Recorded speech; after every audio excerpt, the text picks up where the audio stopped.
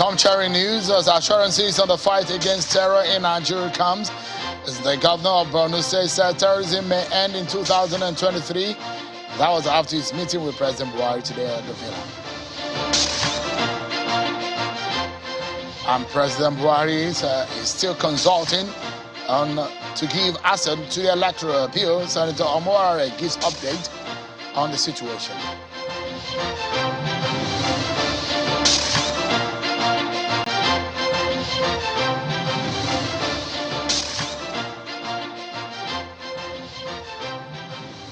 Hello everyone, welcome to the program. This is Politics Today live on Channels Television. I'm Sean Kimbale in Abuja. Let's begin by continuing with our countdown. It's now 10 days since the National Assembly re-amended, passed and again transmitted the electoral bill to President Buhari for his assent. This comes after he has first rejected it, but he told Channels Television in an exclusive interview that he will sign the bill should the National Assembly fix all the gray areas he pointed out to them. And so the nation now awaits eagerly the president's assent and hoping that the president will keep to his promise of signing the bill.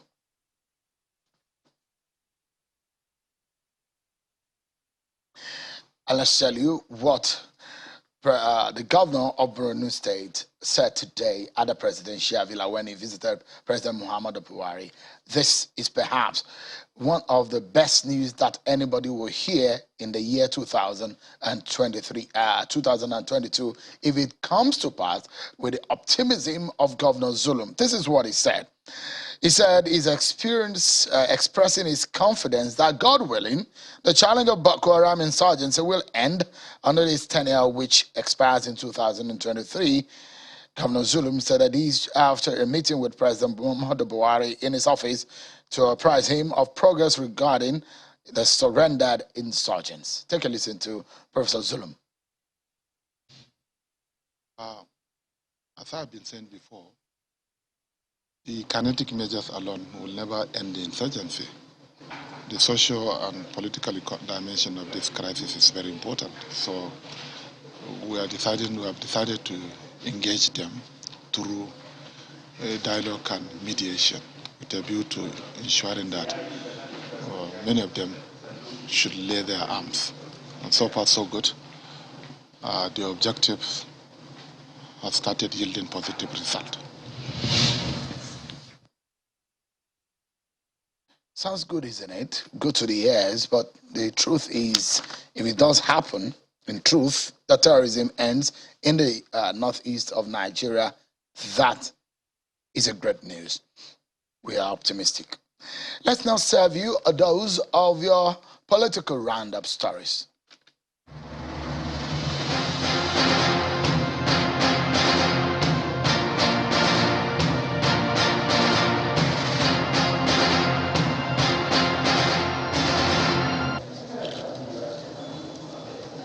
Zamfara State House of Assembly has directed the State Chief Judge, Justice Kulu Aliyu, to set up an investigative panel on the alleged gross misconduct leveled against the State Deputy Governor, Mahdi Aliyu Guzo. The House, during its extraordinary plenary, unanimously agreed that the Deputy Governor be investigated for breaching Sections 190 and 193, subsection 1 and 2, A, B, and C of the Constitution of the Federal Republic of Nigeria. 18 members who were present at the plenary out of the 22 members of the House voted in favor of the motion, and no member voted against the impeachment motion. The only PDP lawmaker representing Zurmi East, Saliu Usman, was also not present at the plenary. The Zamfara Assembly is accusing the deputy of abuse of office, saying he has breached sections 188 and 199 of the Constitution. And because of the partnership we have with the Edo State government. The Group Managing Director of the Nigerian National Petroleum Company Limited, NNPC, Mr. Mele Kyari, has reiterated the federal government's policy to give back to the oil-producing communities by way of amenities.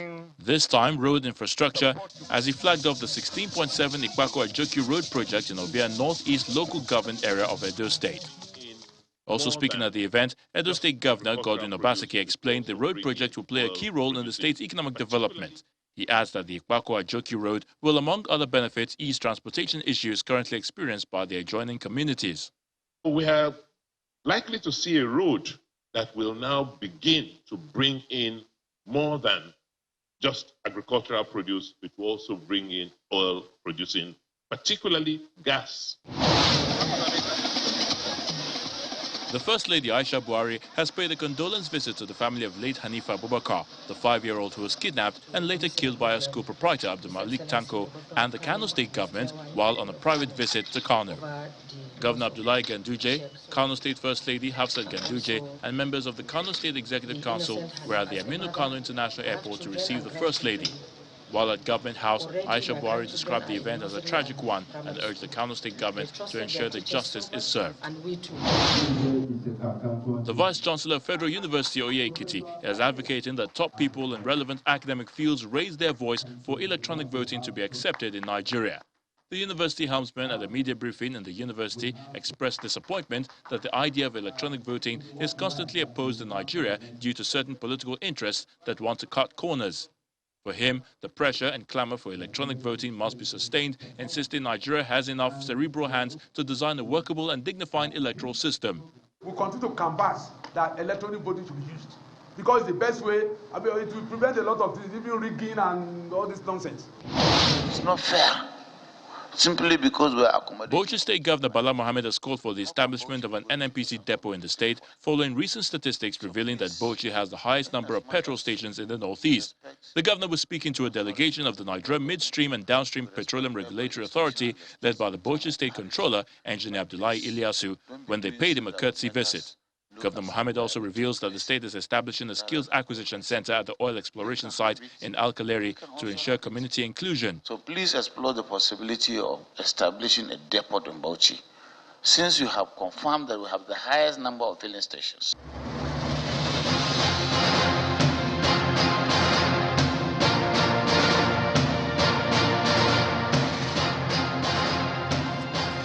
The latest information that we have for you as of now is that President Muhammadu Buhari is still consulting on whether or not he will sign the electoral bill into law. It's 10 days now since that bill has been re-amended and transmitted to him. Today, the liaison to the National Assembly from the Presidential Villa, Senator Babajide Omuwere, held a dialogue session on the electoral amendment bill organized by the National Institute for Legislative and Democratic Studies in Abuja. That President Muhammadu Buhari is still consulting whether or not to sign. Take a listen to Senator Omuwere. Consultations are going on, and we're aware that despite the fact that the president needs 30 days under Section 58 within which to sign, the president is desirous of signing it. Otherwise, I don't know. I can't speak for him now. Is the consultation that is going to be a result of the consultation, whether he signs or not. But we know we have time constraints. Senator Babajide Omuwere is an advisor to President Buhari on legislative matters. At that event also was the former INEC chairman, Professor Atairu Jega. There are a few areas in that bill that the Prof is not happy with. You can listen to him.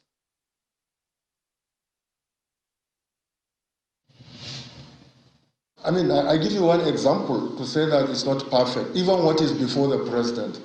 You know, this provision about the president's candidate for presidency spending 5 billion naira, you know, and the governor spending 1 billion naira for elections. It's a very, very bad law, you know, but to my mind, it's just one aspect out of many good things that are in that bill. So Atairu Jega there. Well, part of what we may be discussing, we'll touch on briefly on the possibility of the president signing the bill, what this means for elections and all of that.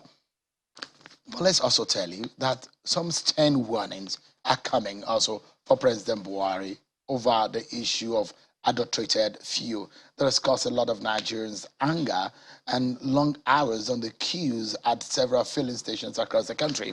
So the president today had issued an order that producers and providers of consumable products be held accountable for substandard services and all products sold by them.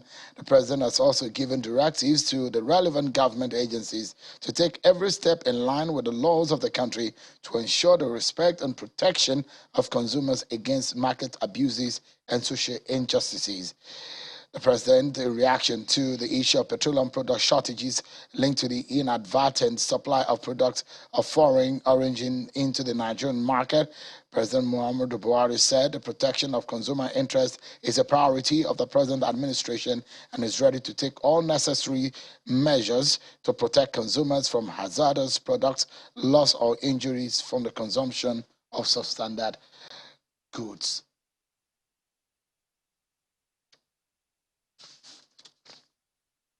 Now, the 2023 presidential elections and the general elections generally is getting some momentum. Largely, most of the activities towards that election will happen this year. So you can say 2022 is a real election year. You might be voting in 2023, but all of the activities that will dovetail into the election year 2023 will happen this year. Talk about primaries, campaigns, and all of that will happen this year. And so, in all of this, there are conversations about performance, promises made, issues of opposition, the challenges on issues of policy and policy delivery. But what exactly should Nigerians be looking forward to as we approach the moment where they will have to pick and choose and check and recheck on the kind of people that are gunning for the number one office? Not only the president, is also the issue of the governorship seats and several other seats that will be available for election later this year. So tonight, our attention is to look into what is left for Nigerians, for them to be able to decide who governs them. Tonight I have Mr. Niyi Akinseju, who is the chair of the Buhari Support Group, and Mr. Anthony Ehilabo is a lawyer and a member of the PDP. Thank you so much, gentlemen, for coming tonight. Thank you, sir. It's a pleasure. Thank you so much. To my mind, one thing that will be paramount is the choices that will be presented to Nigerians. And it's left to your political parties majorly. We are hearing about the third force, we are hearing about the alternatives, saying the PDP and APC has failed them, according to the third force and the alternatives. And I know for the APC, for example, the pressure will be on you because you are the one that wants to retain power. The PDP said they want to take you out of prominence. The big question is that on the issue of policy delivery, has your party done enough to be able to ask Nigerians yet again to say, trust us this third time to get your vote, and we promise you again that we will deliver? Well, thank you very much, Sheung. The truth of the matter is obvious. We came into government at a time of a downside of the economy. And more than that, we also had issues with insurgency. We had a flourishing insurgency in the Northeast. 27 states of the country were not able to pay salaries. In fact, some states could not pay up to 7 months' salaries, you know. We had a shortfall in our foreign reserve. Our foreign reserve was as low as $29 billion. And you can go on and on. So what the government did was to first stabilize the economy. And unfortunately, you also had an issue with a huge slide, you know, in the price of crude oil, which was which constitutes more than 90% of our revenue per year at that time, you know. And again, you also had issues with high numbers of internally displaced persons. But so far, so good. We can thump our chests and say that we have done very well, given the circumstances.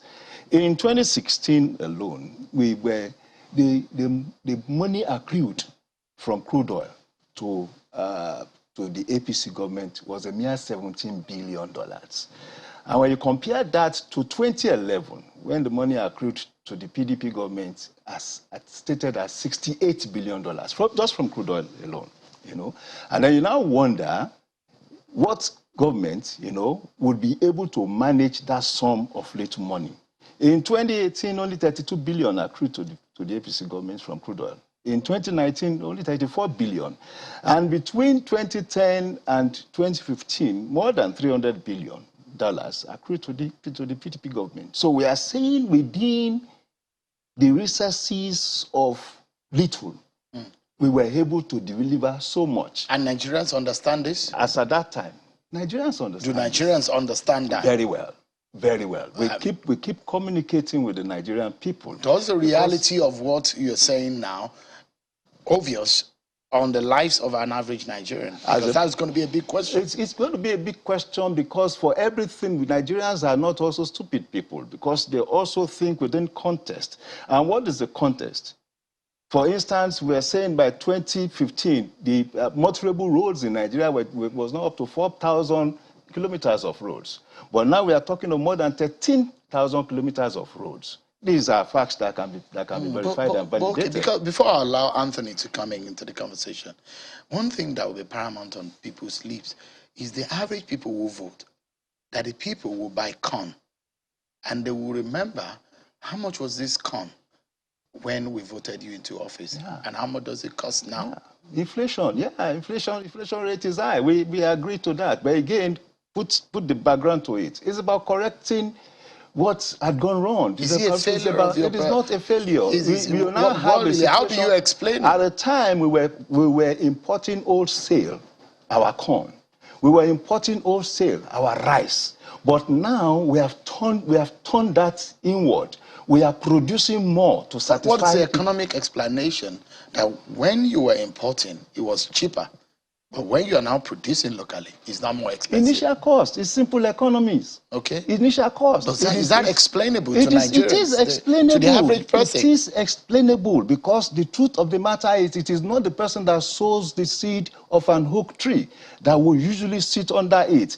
Because we have refused to prepare for the future over the last so many years, we come into troubles and get out of troubles, and we keep running into storms. So PDP, but what this government is doing, not an option based on and it's not a threat for your party. It couldn't have been, because if they had done what they are supposed to have done, we wouldn't have even come in 2015 in the first instance. And now what we have been doing since 2015 is to correct, legacy issues that they left to us. Let me allow Anthony to come in here. You heard what Mr. Akishiju. How do you explain that your party says he wants to come back, he wants to take APC out? But from what he explained, and he said Nigerians are not stupid. Based on the performance that they have given to Nigerians, does your party have a chance? When APC was coming in 2015, we described their promises as phantasmagoric promises that you could not lay your hand on, and we knew. If you listen to the words of President Goodluck Ebele Jonathan at the time, he warned Nigerians about what we were going to see. I was on channels, I was on almost every station with my brother, and I told Nigerians, these people are making promises they have no idea of how to keep, and they have no knowledge of governance. Here we are in 2022, and we are telling sorry tales. It is sad that my brother will sit down here and say Nigerians will know the truth. Nigerians that were buying rice at 8,000 naira in 2014 are buying rice today at 35,000 naira. How do you explain that? The economy hasn't improved. As of the time we handed over power to the APC, in a democratic manner, we gave them the second fastest growing economy in Africa. The second. Because we repurposed our GDP. Remember, we did that just before we handed over. Has that changed? Look, Nigeria is not even on that list anymore. If you take an average of what, as of the time we handed over, the dollar was 198 naira. Today, do you know what the dollar is? That's about 500 and something. That's almost 150% increase in the price of the dollar.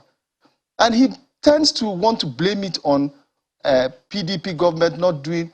PDP grew the middle class. PDP introduced a lot of economic policies that were driving Nigeria towards becoming a great nation. In 1999, when we took over power, we took over from the military. Did you hear Obasanjo blaming the military or blaming previous government? When they came in, that was what they started on. Instead of showing, it took them 7 months to appoint ministers. Who does that? There is no sane and rational leader today that enters government. Even Biden, when he came in, less than a month into his government, he had formed this government because he needed to give people a sense that he had purpose and direction. But when you ask the president that this APC brought for us, 3 months into his government, said he was looking for sense to appoint.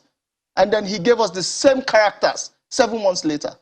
Our economy had already tanked by that time. But Anthony, again, if you're saying this, some people, experts, will ask you the question that your party probably left a rent economy where monies are being shared. These are some of the allegations that are thrown up. Shaun, the data seems to not agree with you if you're talking about experts. Because we're talking about GDP people growth. have raised. If you Shaun, the average, just a moment there, Anthony, if you have described the kind of economy that some experts said could not last after a new government came into office because of how terrible things have gone. And he has mentioned the issue of what the production and the revenue accrued to Nigeria from production of oil, what it was when PDP was in power and when the APC was in power. How do you explain? So if you take an average of the oil price, do you know what the oil price is today? Crude Brent is $90. So they don't have a problem with crude. The problem of this government was that in the first 6, 7 critical months of its tenure, it failed to take decisive decisions. The removal of fuel subsidy. At the time this president came in, he could have removed fuel subsidy. At the time he came in. But instead, they were focusing on irrelevant issues. Shaun, I'll have you know that sequel to the misgovernance of this administration, you know how long we kept asking them for an economic team? We kept telling them. And it sounded like we were just opposition that were just making noise that didn't know what they were saying. We kept telling them this country has not for a long time faced this kind of issues, that the government lacks direction. This is the only government in the history of Nigeria that has led the country into 2 successive recessions. 2 successive recessions. And, I mean, how do you do that? All right. So let me, before I allow Mr. Akinshiju to come back into the conversation, the question of the kind of economy you left, because when you're saying you left this, you left that, and what the APC said, they now discovered that the looters just dipped their hand in the till and just took monies that are meant for infrastructure, meant for military, and these are some of the issues that the APC came up with. Is there anything that they shouted about that they've not doubled? If you are talking about corruption, we have an SGF from this government that was cutting grass. It's in the realm of allegations. Has he been prosecuted till today? The case is in court, from what I understand. So, you know, diligent prosecution is another thing with this government. Where nobody will sit down and see his country sinking and will be part of that boat. So I asked Mr. Akinshiju a question. Yes. Whether or not the Nigerian people will accept the APC. The question is that, do you think, from what the APC had told Nigerians about your party and how devastated the economy and the state of affairs was when they took over from your party, do the Nigerian people, have they been able to come around getting PDP back into the affairs? It's like a man that has a wife and she's doing averagely well for him and managing with him. And the man hears that there's this beauty queen outside that will do more for him and decides to go for the beauty queen and brings disaster into his home. Nigerians know the difference. Nigerians are not buying rice in a different market. Nigerians are not buying oil in a different market. Nigerians have their cars knocking engine today because they are buying bad petrol imported by a government that Duke Oil today has the MD of NNPC as the board chairman. And we cannot find open source information. We have to go to the UK and the UAE to find information about Duke Oil. So who does that? There is no registered entity that represents the government on the board of Duke Oil. So you don't Duke Oil declared 500 million. You don't think that Nigerian people will accept the APC? So anybody that is looking at the APC right now is either insulated from this suffering, a very small crowd that is insulated from the suffering that Nigerians, by and large, are going through. So Nigerians cannot, he's talking about motorable roads. The PDP left, I know Architect Michael Olimeme was the former Minister of Works and Works. And I know that as of the time he left government, there were 25,000 kilometers of federal government road that were in motorable condition. So the question I'm asking, and today he's telling us they have 6,000. Have Nigerians come round to want to accept your party back? Of course. Do you travel through any port in Nigeria, go through the airport or go through bus terminals? And people recognize, people see that I'm a PDP member. They keep telling me, even before I stepped into the studio, when I put a post that I was coming on this, people kept saying, please, PDP, you are the only choice we have for 2023. Mr. Akinshiju, let me allow you to respond. As if we are given or inclined to forgetting things, you know. And Nigerians are not stupid people. You know, the facts are clear. And here, my friend here talked about Nigeria growing as the second fastest economy in Africa, when indeed now Nigeria is the largest economy in Africa. The largest economy. What you need to do is just Google. And that had been for more than 3 years. The PDP revalued the Nigerian economy in 2014. Revaluation. And it went to $558 billion. Okay? After his revaluation, rebased everything. By the time they were leaving, that economy, by May 2015, had declined to a value of $486 billion. Facts. Check your Google. You know, 486 billion. That was the legacy size of the economy the Buhari government inherited. That size had now moved to $514 billion as of today. And that is why it is the biggest economy in Africa. Okay? Now, two, the Buhari government inherited more than 100 million people living under $1.90 by 2015. By 2012, the poverty rate, the population of poor people in Nigeria was 112 million people living under $1. So you can imagine if if that rate had been 1.9 cents in 2012, you can only imagine how many Nigerians will be living under $1. Today, despite recession, and the recession we are talking about are not self-inflicted recessions. They are recessions. They are recessions propagated across the world. But the first one is, I mean, we understand the second one was COVID-19. But the first one was because of crashing price of crude oil. What about that was the meaning. That was the reason for it. The Financial Times report. That was the IMF report about the first. The first one had to do with the crash of price and, of course, crash in quantity produced. Simple things. No, we'll come to that. And this is it. This is it. Because I wanted us to get it right. As at the time they rebased, you had an economic team. The PDP had an economic team, and by the time they rebased, the GDP was at 6.58%. In 2014. By 2015, when they were leaving office, the second quarter, the PDP had declined to 2.35%. It was this same Buhari government without a cabinet that moved the GDP in the third quarter, the first quarter of his full time in office, that moved it from 2.35% to 2.85%. Please Google. Unemployment rate when Buhari government came into office was less than 20%. Was 18% precisely. It was 18%. It was 18%. But now what? Now you had. Don't forget, you had a recession. You had a recession where the amount, and I'm telling you that we'll talk about borrowing. Can we talk about 9 trillion? Today it is 30 trillion. Can we talk about money? We're paying 97 kobo to 1 naira. For every 1 naira we pay 97 kobo for instance, for is loans. dependent directly on the earnings of that family. Borrowed our future and away. You now have and a we person can't see in it office anywhere. that had capacity to manage this little. You had so much to do. You have so much money to do.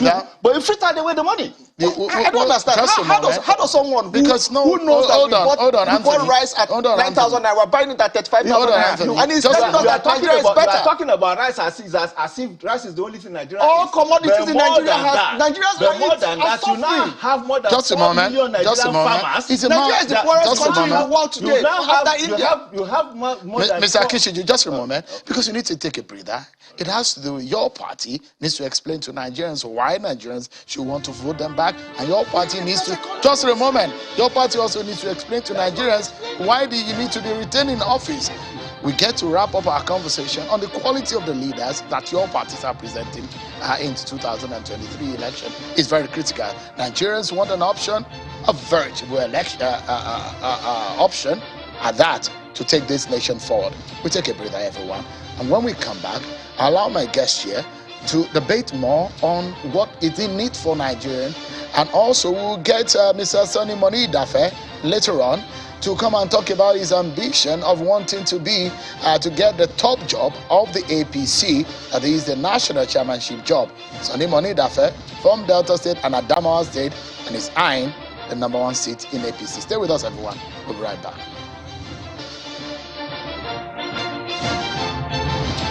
Thank you so much, everyone, for staying with us. The debate is that we have two big parties in Nigeria. We have several other political parties, about 40 of them or thereabout. But largely, there is a ruling party and there is a main opposition party. PDP has ruled Nigeria for over 16 years. Now the APC is being at the helm of affairs for, say, 7 years now.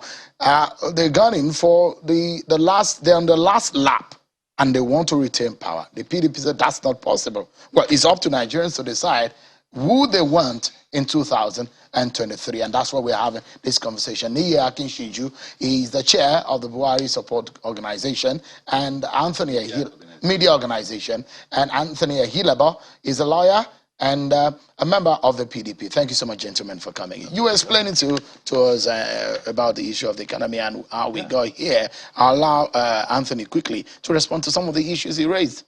Well, you know, it's interesting that Nigeria right now is currently in a debt row of about 38 trillion naira, whereas this government met it at 9. This is a government that spent 16 years in power and just got 9 trillion, which is acceptable. Is it a wrong thing to borrow? Sure, it's not a wrong thing to borrow if we can see what that money was used for. Can you see? Sure, I traveled the Nigerian roads from Abuja to Benin. It's a debt trap. Sure, there's almost no road. Is that the only road you travel? Sure, I travel almost every Nigerian road you can think of, except some roads maybe upward north or a few roads that, well, you see Sukuk funding for. Big good portions of the road.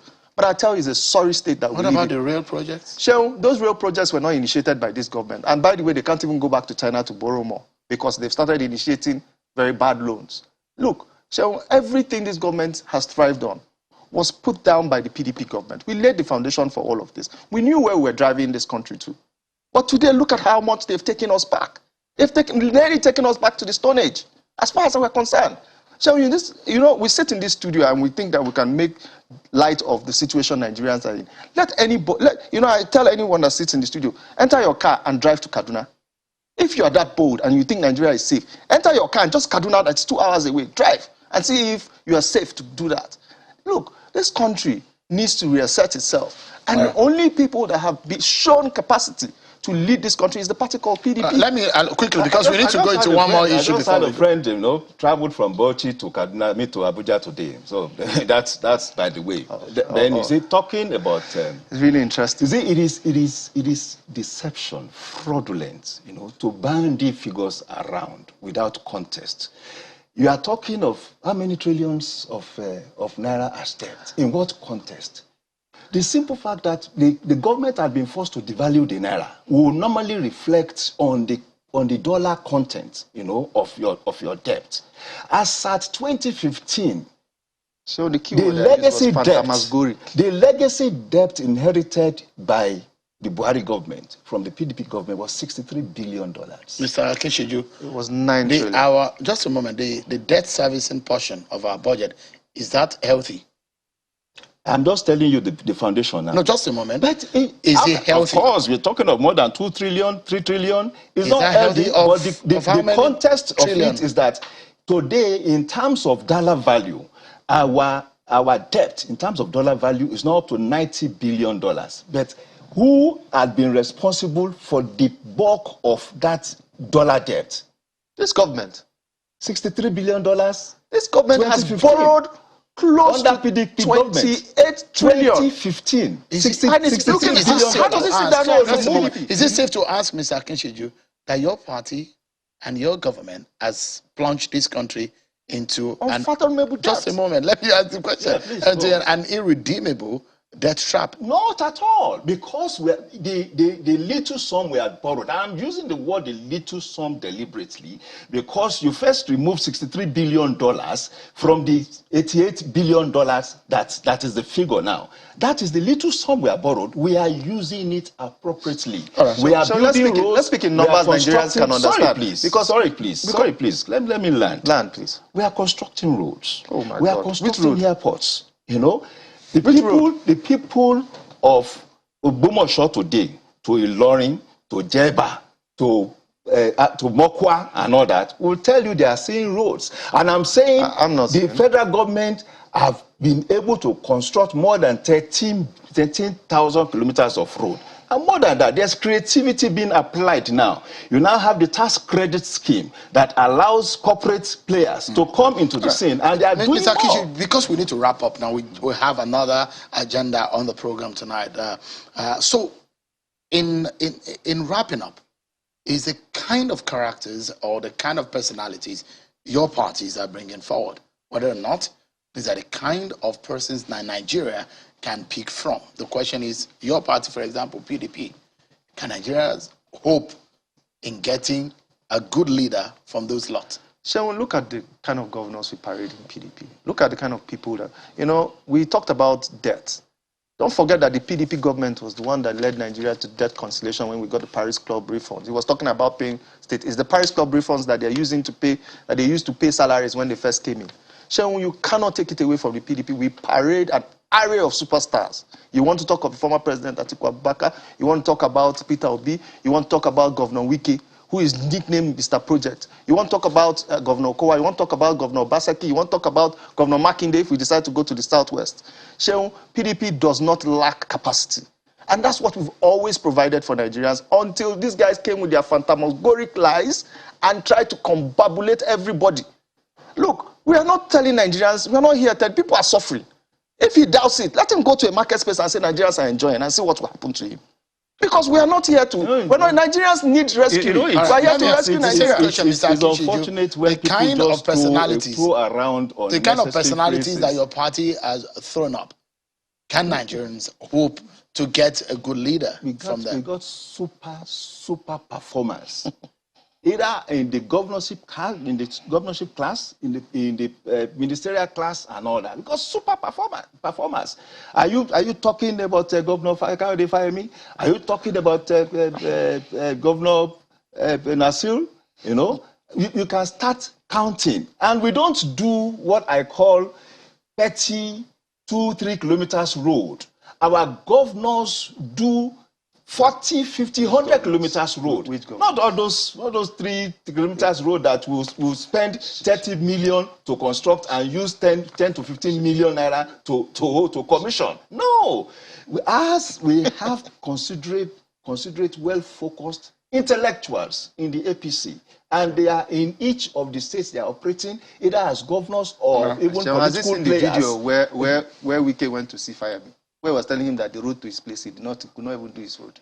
And he's here talking about. He's mentioning that. He's calling that name. He's calling that name in public. The unfortunate thing is somebody that Wike went. It's a video. It's out there. It's out there. Wike told him that you cannot even do the road to your place. PDP propaganda people. We are not running propaganda. We are talking about what to PDP states now. Which state do you have? You cannot name one person. I named more than 6 people here. You couldn't even mention any name. The APC has nothing to offer Nigerians, and Nigerians will do well to beat them. We are only waiting for 2023 to beat them. That role. Look, we are talking about fuel contamination today. Who is the Minister of Petroleum? Ekiti State. Who is the Minister of Petroleum today? Come out to commend Governor Fayemi, for what the same Fayemi that Wike went to see. I told him that he could not do the road to his place. We need to. It was Fayemi that went to see Wike. Stop modeling issues, please. All right, we need to leave it at that because stop lying. The choice.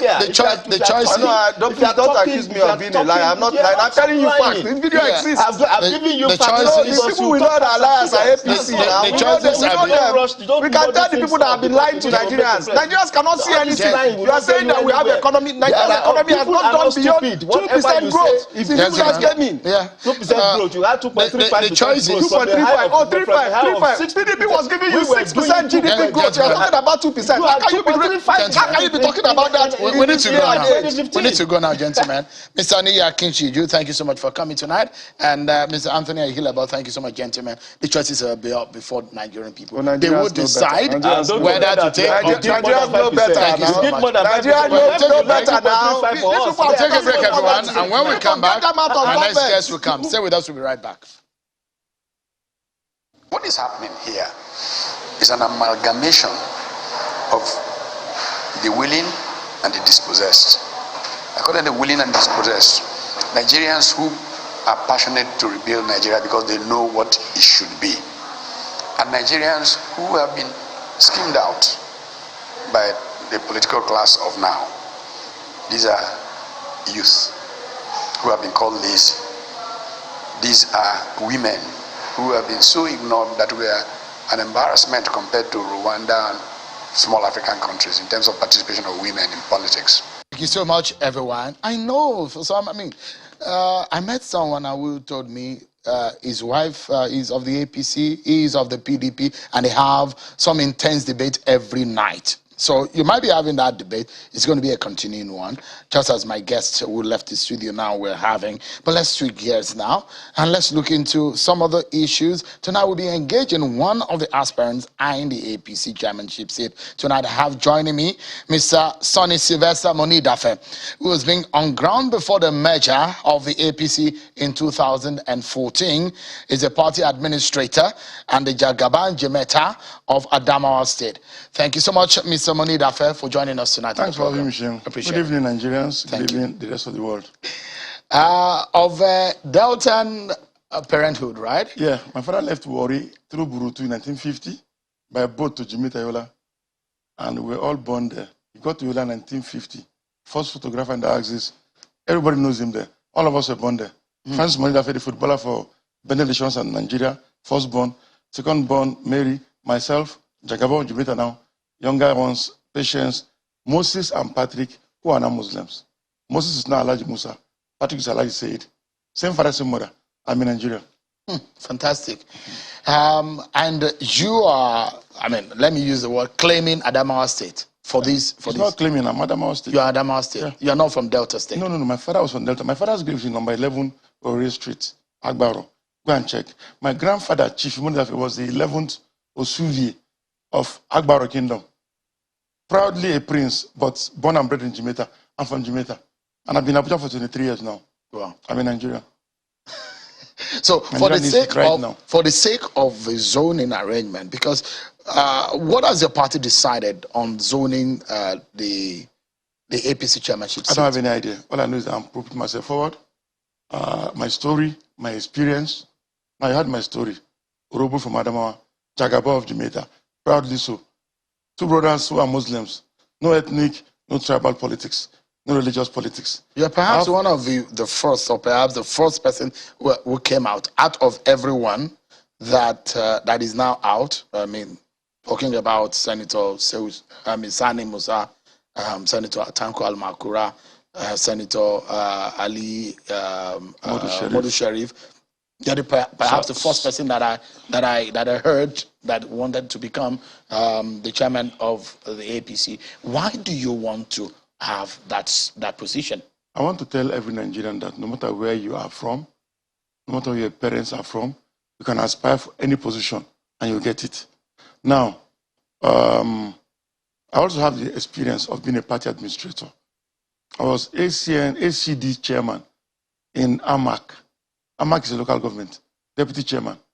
I rose from the bottom to know what's happening. Before then, I was a ward delegate, SDP, under the SDP in 1990. I went for the House of Reps under the UNCP in 1998. So I have the experience as a party administrator. I've been to all functions, congresses, primaries, national, initial, or the initial setting up, or the convention. I've been all, I've seen all, I've done all. But you are not a senator. You are not a governor. That is the problem. You are not a former governor. You are up with against these former senators, former governors. How is that intimidating for you? It's not, because I know that I have what it takes to be what I want to be, and I know I have good rapport with the two of the senators. I tried to reach Yari. We met at the press corps function of December 16, 2021. Yari was there with change numbers. Mudu Sheriff didn't come, but Cairo Jibo was there. I missed out. But I've interacted with Senator Shehu Musa, 313. I've interacted with Salih Mustafa as a friend. Al Makura. They have respect for them. But that aside, I have qualities that I want to bring on board that will make the APC a better place. And you think you are the best man for the job? I think I'm the best. You are better than all of them. Honestly, with my experience. Now, I started this thing 20 months ago. This is my roadmap. I have it here. Roadmap, the plans I have for the APC, including, if we go by the figures that Malam Buni, His Excellency, gave us recently about the 42 million registered voters. Party members that we have in the APC now. We ask them, we appeal to them. Now, the chairmen are very important in this whole ball game. The state chairman. Convince them to convince the members to own this party by paying just 100 naira per month. That is 4.2 billion naira. Multiply that by 12. That is 50.4 billion naira that would accrue to the party for 1 year. That will give the state governors the leverage, the room to use the money they get from FEC and what they generate to give the most dividends to the states. So some of the governors will believe that you want to whittle down their powers. No, you see. Because the power of the governor to fund the party gives them the power of decision over the affairs of the party. Yes, too. I plan to convince them. I will show them empirical evidence. Now, at best, they will stay for 8 years, at best. Now, if they live with that mindset in place, they have created a monster. Now, let me ask a question. The godfather-godson relationship that we had since 1999, how many can you point out that still exists today? They don't. So I'll convince the governors, I'm not fighting you, I'm just telling you what you should do to make Nigeria better, to secure yourself. Are you willing to step down for any of these candidates? If my party decides, they say the zone, for example, that's the reason I will step down. Do you have the muscle to go against them? I've been there for 20 months. The people will decide. You see, somebody asked me a question, who is backing me? I said, God is with me. And the people, now the adverts that we do, billboards and whatever, I went for the Kekena Pep people, putting my stickers on the Kekena Peps to identify with the masses. Now I took out the billboard. Would they be the ones to vote at the arena? They will influence people. Now when you do that, when you touch people, you're touching base with the delegates. You are touching God. Of course, I'm in touch with them. They are aware. I am. 20 months. Are you in touch with the villa too? Well, I won't go there, but I believe they are in touch with me. They have information about what is happening. Have you visited the villa? I have not. Some of your other aspirants are visiting the villa. They go and they say, I won't go because my qualities, my experience, my expertise is selling me. You don't need the villa. I need them. They are the leaders, but I won't go and force myself on them. What about the governors? We don't have a governor in Adamawa State, but all the stakeholders in Adamawa State are with me. I'm saying the governors. The governors, the Northeast. Now, when you zone, when you do zoning, it's either macro or zoning as a whole, micro or macro. Now, the Northeast zone, I've visited the 6 states in the Northeast. I've visited Gombe 7, 8 times, Bauchi 5 times, Yobe and Borno several times, Taraba. This is my home. We're in touch. So why should anybody who will be a delegate to that national convention pick Sonny Monidafe above every other aspirant? Because I am a breath of fresh air. Let me answer that. I don't belong to those blocks. I am a true Nigerian, a passionate Nigerian who cares for the masses, who has shown it by my actions every day. Shame I speak to you now. When I was made the Jacobov of Jamaica, I undertook a process of getting the young men in the primary schools and junior schools in Jamaica, giving my own personal scholarship. We have young boys who are there who can make an impact if only given the chance. Now I want to come in there with that mindset to make an impact on the young people because they are the future of this country. So I'm on, and for 20 months I've been doing this thing show, and I think I'm happy with the results so far. Very happy because I've impacted people and I get the feedback every day. So the big question is that you'll be a sort of an experiment as far as some very experienced administrator in the party is, because you've not been tested as a senator compared to some of your fellow contenders. You have not been a former governor as some of the fellow contenders. But the question is now, can your party afford an experiment at this stage? Can I appeal to my friend Malabuni to answer this question? He was my colleague, chairman of ACN in Yobe. I was chairman ACN in the FCT. From there, he became the national secretary of the APC. Today, he's the governor. What does it take? Being an administrator, I have a master's degree in public admin. I just finished my PhD in policy analysis. Now, the most important thing is having been able to reach out to people. Now, I've been a youth church minister in my church, family worship center for 22 years now. 22 years. If you scold anybody, but he knows you love him, you have gotten him. Most times people think that because I'm a governor, they want to ride roughshod over people. I don't operate like that. I'll first make you aware that I care about you. Most importantly, I care about Nigeria. Nigerians are suffering. If your party does not pick you as a chairman of the APC, what would they be losing? Honestly, they'll be losing what I'm bringing on board, my experience. But I said it earlier at the program. The process must be transparent. Now I've been on this thing for 20 months, 1 year, 8 months. Since June 2020. If they don't zone, that's the only thing that will make me not to get it. If it's not zoned to the northeast, it's not a do or die thing. I will just. But will you be willing to pick any other position in the end? Oh, definitely I will, because Sheung, I can be the national secretary, for example. I can be the organizing secretary. I can be the PRO. I can be the treasurer, auditor. I was a banker from 75. Apart from woman leader, youth leader, and maybe the legal. You can be a woman leader. No, apart from apart from woman, youth, or lawyer, or the legal advisor. I can do anything. Let's close on this note. The question is that, is the atmosphere healthy for your party to operate? Does your party have that, how would I describe it now? The word escaped me now. Your party came on that stream in 2015, 2019 to win election. Yeah. The question is that on the mind of an average Nigerian there who is going to vote, does it still really give your party, do you still really have that kind of welcoming to them, to the average voter? Definitely, Sean. Now, what will further bolster this is having someone like me, an ordinary Nigerian, coming to become the national chairman. People will say, wow, it happened here. And with due respect, I wish I was able to talk on the other program. The way PDP has deceived Nigerians. They call the APC a Muslim party. All kinds of things. Now, my dear friend Atiku Abubakar is angling to become the national president, the president of the candidate of the PDP. They said it will go to the south. Now, I can tell you without mincing words that the presidential candidate of the APC will come from the south. So already they're already deceiving Nigerians. All right. So with that, I can assure you that Nigerians will really be happy with this breath of fresh air. Somebody coming in and being made national chairman. Yeah. Fantastic. Jagaban Jumeta, Sonny Siveta Monidafe. Yeah. Thank you so much. I wish you the very best. Thank you very much. In your pursuit to becoming the chairman of the APC. Thank you so much for coming. But that's our show for tonight, everyone. Many thanks for watching. I'm Sean Kimari. Have a wonderful evening.